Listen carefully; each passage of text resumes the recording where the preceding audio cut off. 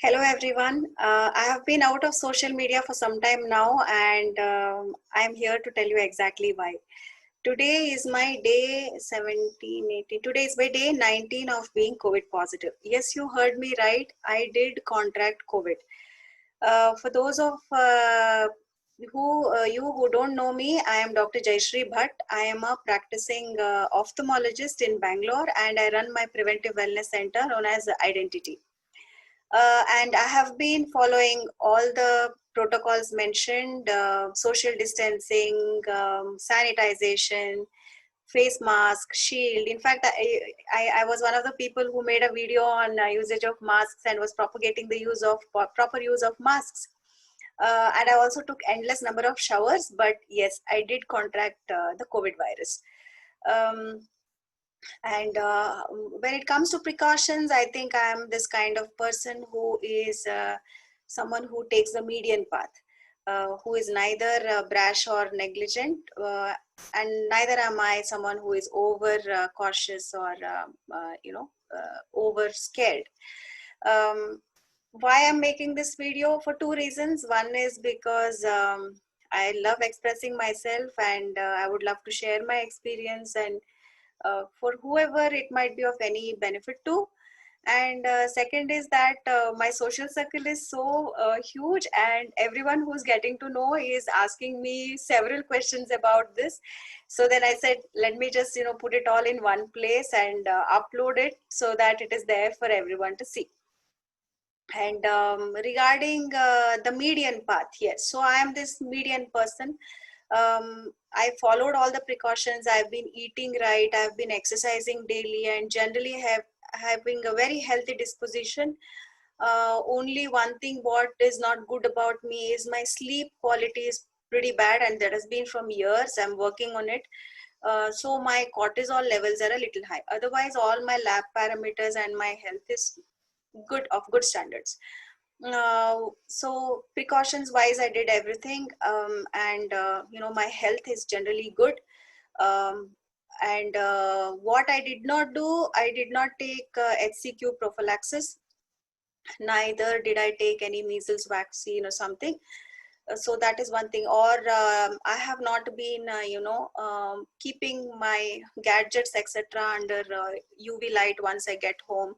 I've been generally like mopping them with sanitizer. That is what I have been doing. So this is what I did and did not do. In terms of my practice load is generally a very small practice. And these days I have been only seeing outpatient, doing outpatient practice, that too very less number of hours. um, and I have not operated since last 2 months. So it is mainly an OPD based practice in my clinic, and also I see patients in a couple of multi-speciality hospitals, on inpatients. And there the crowd is more in terms of patients, and is as well as the attenders who come in and go. The crowd is more as compared to my clinic. So on the day that this got detected, I got up in the morning feeling pretty normal. I did my workout between 8 to 9 in the morning as I usually do. I went to my clinic and saw patients till afternoon. So once I did that, I had a meeting to attend to. So till evening, I was there in the clinic only. I finished my meeting. Around 6 o'clock in the evening, I got this slightly toxic feeling. So this toxic feeling was very different from what I have felt earlier. From March, maybe 2 to 3 times I have had this mild itchy throat or a scratchy nose or things like that. But I could tell that it is something very trivial and it will just go in a day.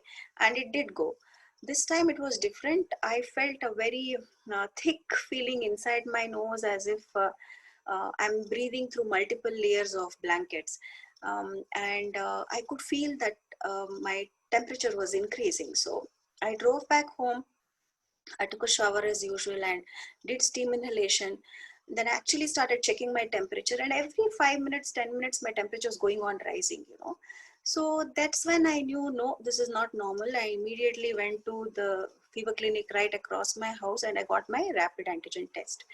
So my rapid antigen came strongly positive. So I'm this strong person, this positive person. Now I was strongly COVID positive. So how did I feel at that point of time, friends? I think healthcare workers have been contracting COVID. We all know that, and I knew somewhere I was in the queue, and I did follow everything, but somewhere there has been a breach of security. So in the back of my mind, maybe I knew I am somewhere in the queue, so it wasn't surprising at all. I did not panic, and I wasn't worried about myself. All that I was worried was about what next, and who I could have transmitted it to. So then I stood there knowing my RAT results in the middle of the road, almost feeling like I wish there was a fort around me, and trying to keep myself away from any human, who I could pass it on to now, because now that I know that I have this deadly virus inside me. So then I stood there and I was planning what next. We decided on hospital admission for me for two reasons. One is because I had symptoms, and second is that at home my son and my father are there, who's my father's senior citizen. So we decided I have to be in the hospital. And first thing was, I told my father and my son to wear their masks inside the house also, and just stick to being in their rooms.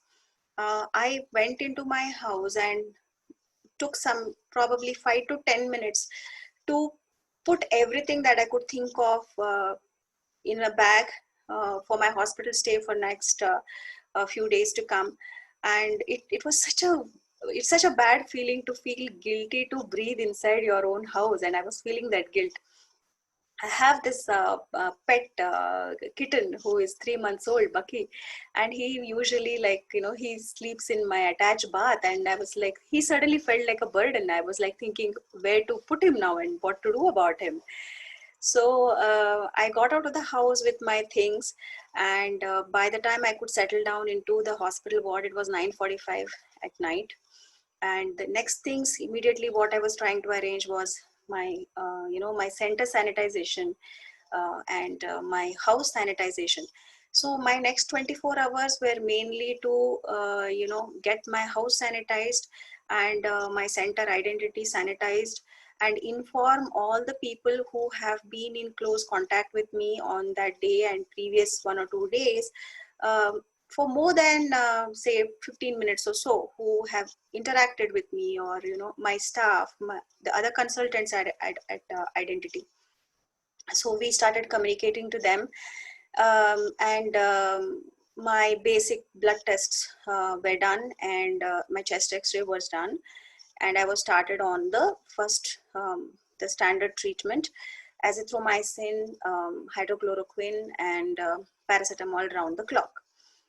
In all this time, did I get to rest? No, I was only trying to remotely manage things, understand the what the processes are, attending work calls, trying to minimize them, trying to delegate work to whoever can handle it for me for the next some days, and also attended nearly 25 BBMP calls.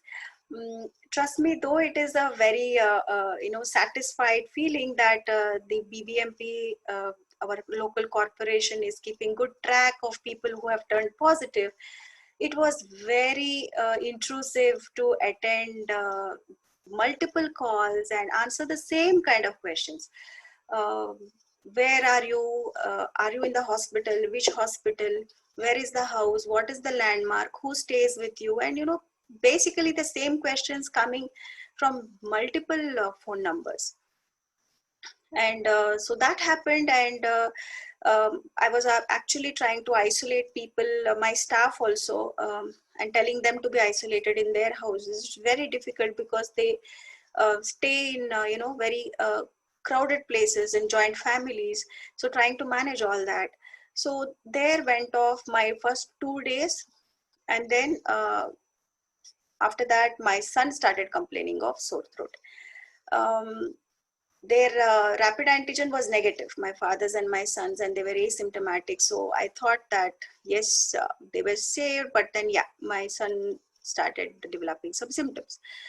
So next thing was to get my father mentally prepared and also physically prepared to move to a safe confinement place in case needed. And Tuesday night, as you would have suspected, right, my son developed fever. He came down to the hospital, got his rapid antigen, and he turned positive. So again, I moved back to the house. Now two of us down with COVID, um, and ready to take care of myself and my son, and moved my father to a safe confinement place to stay in isolation and in safety. So this was like my first 2 to 3 days, and my son again was started on a treatment of paracetamol and azithromycin and hydro and HCQs. So there we were, and by this time my first set of reports had come. My CRP was something like I think 2 point, no, around 3, and my D timers were in 400s, which was supposed to be like quite okayish. But then my doctor, who is also a good friend, and she's had a good experience with treating COVID patients in the last few months, she suggested I should, start myself on a course of antivirals to be on the safer side. So then favipiravir was what I was started on. By the first 2 to 3 days, my temperatures had touched baseline, and I was only taking all these medicines and paracetamol SOS. And But I was doing a lot of multitasking, as I have already told you, plus now looking after the house and cooking and cleaning because nobody else can come inside. So this was my status, and we women are very good at multitasking, and multitasking was really put to test during COVID, I should say. When I have to look after myself, attend to my treatment, my son, plan my son's treatment, look after my father's safety, and also look after everything that I just mentioned. And then, being the hallmark of a woman, my periods came gushing in on my day 4, and literally gushing in because this time I bled torrentially. It is like the stress or the medicines or COVID itself, I don't know. This is when my weakness, my body ache, and it really like increased multifold. I couldn't even sleep because of the body ache. It was so bad. And I had spells of dizziness also. So keeping myself hydrated became very important at this point of time. So day 4, day 5, day 6 were like hell. Uh, I was feeling weak with COVID or the medicines or the whole mental stress or the periods, everything which came together. And whoever called me that time and asked if I needed any help, I was like shameless. I said, please send some food, home cooked healthy food. So I got food. Uh, like my friends danzoed food to me, and I have eaten like the Gujarati dal and paratas and the Tamil gojus and the rasams and the Mangalore style sambar and palya, you name it, and then they all sent it for me. Even my neighbors, I realized, have become really mature with respect to COVID. They would sometimes see me in the balcony, sometimes on the terrace where I go to hang the clothes out for the washed clothes out, and nobody ran away. Okay, they stood there and then asked about my well-being. I think COVID has really matured mankind in a way, in many ways. Okay, so day 4, 5, 6 passed this way, and day 6 my fever came back, so which had touched baseline again. I think it was a low grade fever, 99, 99.5. It came back, and I repeated my CRP and D dimers. My CR, both of them had risen. It had increased. So on the advice of my physician, I started on medroxyprogesterone acetate, steroids, and anticoagulants, just to again be sure that the inflammation does not take an ugly turn. and more of a prophylaxis, she said, and I started. And on day 6, I said, now that I have little fever, let me take rest in the afternoon. I wanted to apply some Vicks Vapor Rub and sleep. I applied Vicks, and my nose was burning, but I couldn't get a single or even a little bit of smell of Vicks Vapor Rub. It was scary. My sense of smell and my sense of taste had completely gone on day 6. And till day 5, I could smell, I could like taste. Um, so day 6, I ran to the kitchen, started smelling coffee beans and some other strong things with strong odor in the kitchen, and no, I couldn't smell at all. So then this was the development on day 6, 7, and 8, and people were sending me lovely food. I could only eat it because it looks nice and it looks nutritious, and that's the feedback I was giving my friends. It looks nice, nutritious, but guys, I'm not able to taste or I'm not able to smell the lovely food you're sending me, and they understood. Uh, till day 10 this happened, and day 10 my sensations of smell and sensations of taste slowly reverted back.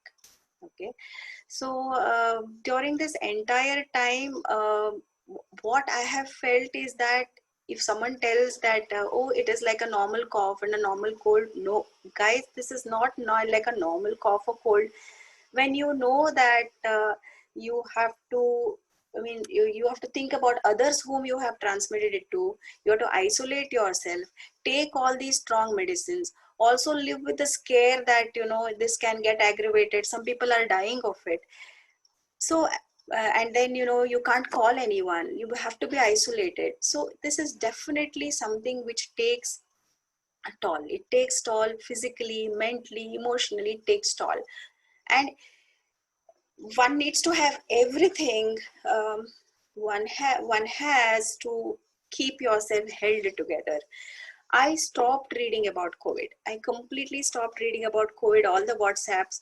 I disconnected from most of the people, not because of anything else, just because I needed that extra time to rest, to sleep.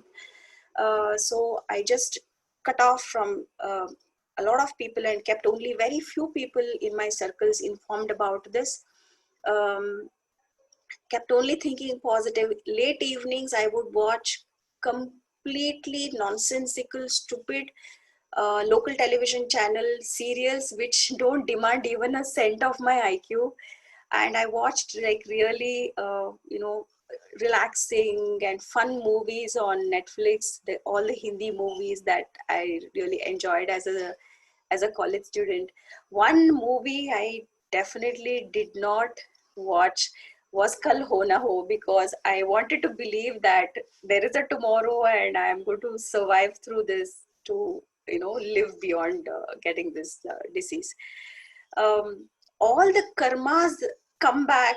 It is like, the good health that you have accumulated all these years, the good practices, your good parameters, the goodwill that you have built with the people, the good friends you have made, your previous experience of having handled a crisis, everything comes handy. It is like your karmas coming back to you. And, everything, all these things helped me during this time.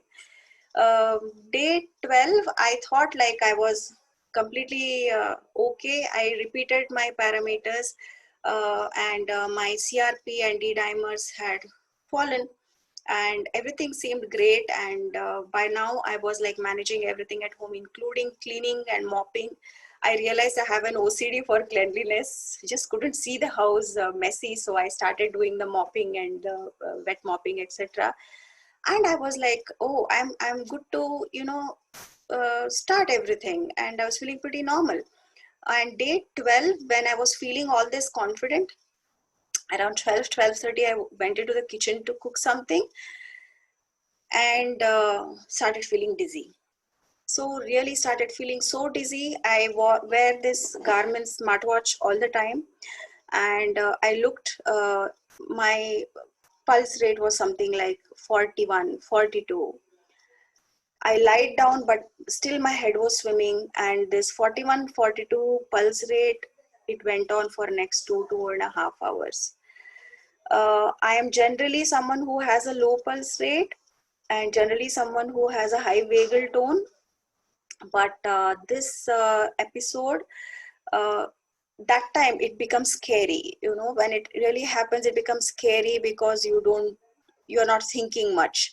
um, I called my physician and I also called my cardiologist friend, and they reassured me that this is a post viral bradycardia, that's low heart rate, that does happen. And nothing much is needed except hydrating myself well and taking some rest. So this happened on day 12, and after that it has not come back, and I am okay today. I have like completed my complete course of 17 days quarantine, and I'm completely asymptomatic, feeling great, feeling very energetic, feeling like I'm ready to go back to doing whatever I was doing. But I have decided that I will take it slow. I will start do my pranayamas and start yoga and start walking, and only then probably go to the kind of workouts that I used to do probably a month ago. And my tests have come negative. My son has really handled this so beautifully. His symptoms and even his recovery, everything totally accumulated. It should be about 7 days time. It was a very mild form that he had. But a child can get scared due to COVID, but he's been extremely mature. He's 14 years old, and he never once blamed his mom for having given him the virus.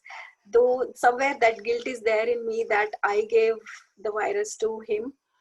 He says that we are done with it, so he feels happy about it now. He was attending all his online classes, his tuitions, everything during this time. He's now giving his midterm exams also, and he was my company during this entire process.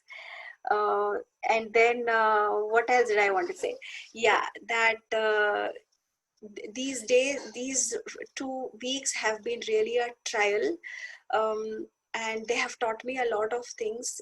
I think once we are born till we die, we somehow have this, we want to live well. The whole purpose of life is once you're born, you have to live well, right?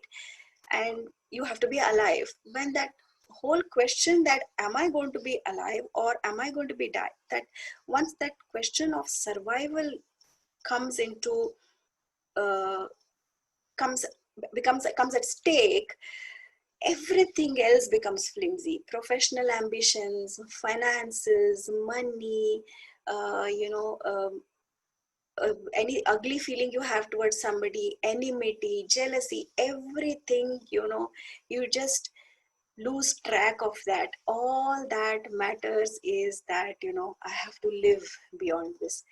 And I am so happy this is over. Though there is a small worm somewhere saying this is an unknown virus, is it somewhere there in some micro corner of my cell trying to do something which might show up many years later, because we have no research on this. But for now, I just want to say that I am through the COVID virus. Next at least 3 months, my antibody levels will be high, and even beyond that, probably my T cells and the other the memory cells will take care of immunity, and the chances of recurrence are very low. And I don't think I will get that unlucky to get reinfected or something. um, so then yes, I have survived COVID virus. Me and my son together, we have survived the COVID virus, and we feel great. We feel confident, and all my advice or my suggestions to all my colleagues who are doctors is just that be mentally prepared for the best, I mean for the worst, and hope for the best. um, be prepared for some factual things like, the health insurance. Where would one get isolated? Where can one get admitted? Even, hot water provision in all the multiple, bathrooms that can be there, because usually we don't keep hot water geyser provision in every bathroom that we have at home. So try to have provision for that, steamer at home, and all the provisions for isolation, home isolation. And also keep exercising, keep eating healthy. It is not that the last minute what we do doesn't help. Once we contract COVID, doing steam inhalation I don't think really helps much, because I couldn't do steam inhalation for for first at least like 5-6 days. I was completely busy arranging things for myself and for others, so I really couldn't sit and do steam inhalation. But whatever healthy practices that I had been following for several years, that came handy. So my